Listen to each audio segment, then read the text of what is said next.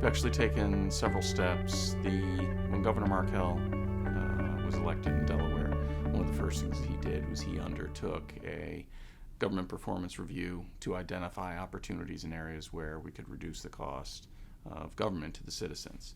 So that really was an opportunity for our department to step up, move forward some ideas that we had been working on for a few years.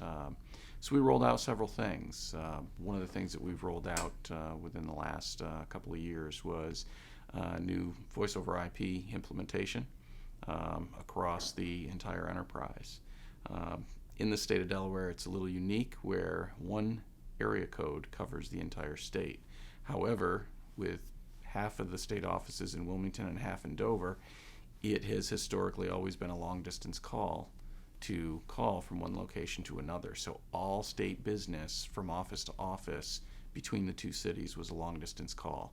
By implementing the voice over IP technology utilizing our existing state network, we reduced our phone bill by $1 million. So that was hard, fast savings out of every agency's budget that they could point to right away. So we were pretty proud of that.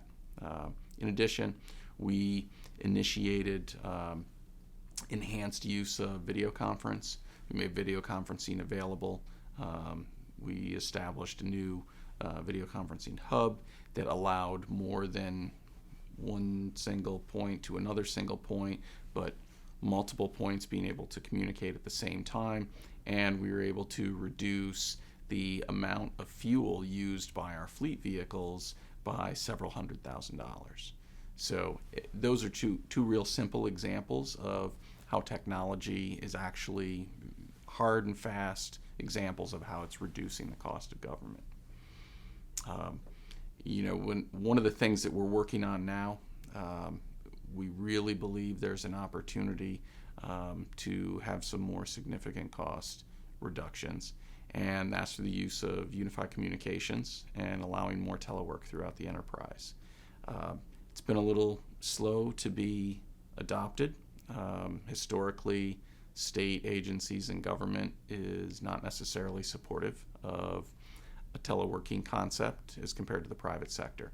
But we believe if we can get enough people telecommuting, then we will have significant savings in real estate, which is an expensive part of the state's portfolio. Several office buildings that the state owns, in addition to a great deal of space that is leased that's used specifically for folks that are doing back office work, not interacting with the citizens. So we think there's an opportunity there as well. When we implemented the voice over IP solution, that actually allowed us to eliminate all of the long distance calling between state offices, between Wilmington and Dover, which are the two major cities in the state. So by reducing that, utilizing 4-digit dialing between those cities on our existing network platform that was already existing infrastructure, there was very little expense associated with it, and it was a huge savings for us. Like I said, it's $1 million a year that we're saving just on elimination of the local long distance calls. There's several things that we've done in order to reduce the overall cost of providing the services. Probably one of the biggest things that we have done in that regard is the consolidation of hardware across the enterprise. We've consolidated data centers. We have consolidated 80% of the standalone servers in state government are now in a virtual environment, and that has saved us between $4 and $5 million a year. So that is probably the most significant ROI, is the consolidation effort and the physical to virtual migration. And that, we instituted the consolidation and the cloud first policy as a direct result of the hard financial times. In 2009, January 2009, when Governor Markell took office and we underwent the government performance review, That was one of the things we specifically looked at. He gave that his blessing within his first 4 months in office, and we started moving forward. And it was during those hard times, hard times creates the opportunity for people to do the right thing. If every state was flush with cash, we wouldn't be talking about, return on investment and how to save money and how to reduce costs, because there wouldn't be a need to.